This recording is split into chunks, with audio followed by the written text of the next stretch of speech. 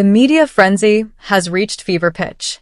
Reports are swirling that Prince Harry is urgently pushing for a DNA test in the wake of explosive rumors surrounding Meghan Markle's alleged involvement in a secret child scandal. London is gripped by shock following the leak of a highly confidential dossier from Kensington Palace, a document that could ignite the most severe constitutional upheaval the British monarchy has faced in years. At the center of this storm stands a 23-year-old woman named Lindsay, who has burst into the spotlight with a striking physical similarity to Princess Beatrice. She boldly claims to be the offspring of a clandestine 2002 affair between Prince Andrew and Meghan Markle. The accusation carries immense weight, prompting Prince William to take an extraordinary and decisive step.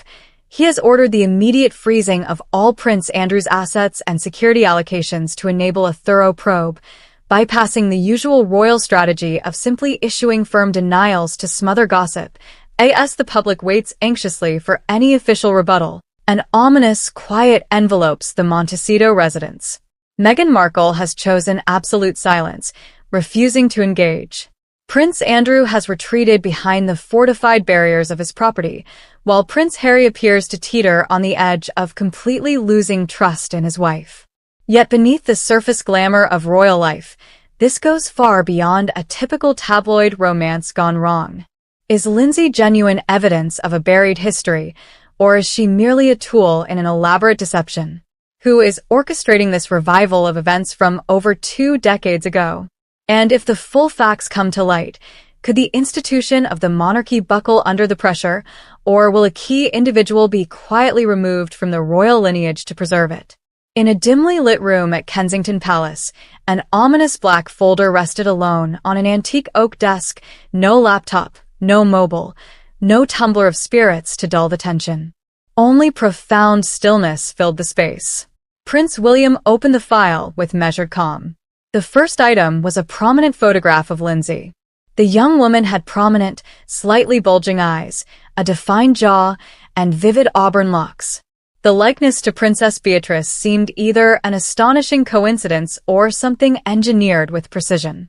Accompanying the image was an uncertified birth certificate indicating a 2003 birth year, with the mother listed as an American national and the father's section conspicuously empty.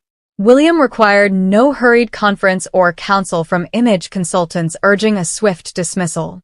To him, the authenticity of Lindsay mattered less than the suspicious alignment of her emergence with blank spots in Prince Andrew's 2002 itinerary. Without hesitation, he reached for his fountain pen and signed not a routine inquiry, but an internal directive exercising ducal authority, an order to freeze Andrew's assets. The pen glided firmly, removing Andrew's name from the private security trust and royal expense allocations. William understood his uncle's true vulnerability, not pride, long since eroded, but finances. Starving the hidden creature of resources was the swiftest path to dragging it into daylight. The directive received its official red stamp. The financial stranglehold was now in motion. Far from the palace, in the shadowy expanse of Royal Lodge, Prince Andrew hunched over a computer, trying to distract himself with the acquisition of an exclusive vintage French wine. He inputted details from his Count's black card, a lingering emblem of privilege, and hit confirm. The page whirled briefly before displaying a stark red alert. Transaction refused. Account secured per special instruction. Frowning, Andrew attempted alternatives. A card tied to the family trust, then another. Each met the same fate. Panic set in. He snatched his phone and dialed the bank's elite line. Silence greeted him. No human voice, only a looping automated notice of pending review. The device tumbled from his grasp onto the plush carpet. Realization dawned. This was deliberate retribution, orchestrated by William. No courtroom needed. The aid was severed. Andrew rose unsteadily and approached the liquor cabinet, catching his haggard reflection. Visions of summer 2002 flooded back. The yacht off nice, endless azure waters, reckless gatherings without consequence, and the confident grin of a young American woman with bronze skin. He had repeatedly assured the late Queen and the family that he had no prior acquaintance with Meghan before Harry's introduction. But with accounts immobilized and a purported 23-year-old daughter resembling Beatrice dominating headlines, that denial had expired. In Montecito, Harry flung his phone onto the coffee table, the fractured display showing the palace's announcement of Andrew's asset freeze for the Lindsay probe. Meghan remained seated, calmly turning a magazine page as though the chaos were unrelated. Enraged, Harry snatched the publication away and hurled it aside. He gripped the sofa arms, leaning in close, breath ragged, gesturing wildly at the broken device and then at her. He demanded action, a solicitor, a public refutation, visible fury from a woman wrongly accused of bearing an illegitimate child. Meghan merely straightened her collar. Her expression remained glacial, eyes dry and unflinching as they met his turmoil.